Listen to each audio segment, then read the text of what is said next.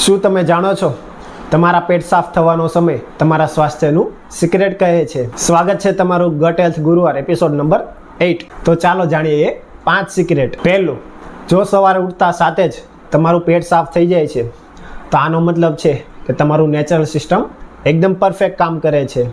આ સૌથી બેસ્ટ છે. બીજું, જો ચા, કોફી કે સિગરેટ પીધા પછી કે માવો ખાધા પછી જ પ્રેશર આવે છે તો આનો મતલબ છે કે તમારું શરીર ચા, કોફી એના પર નિર્ભર છે.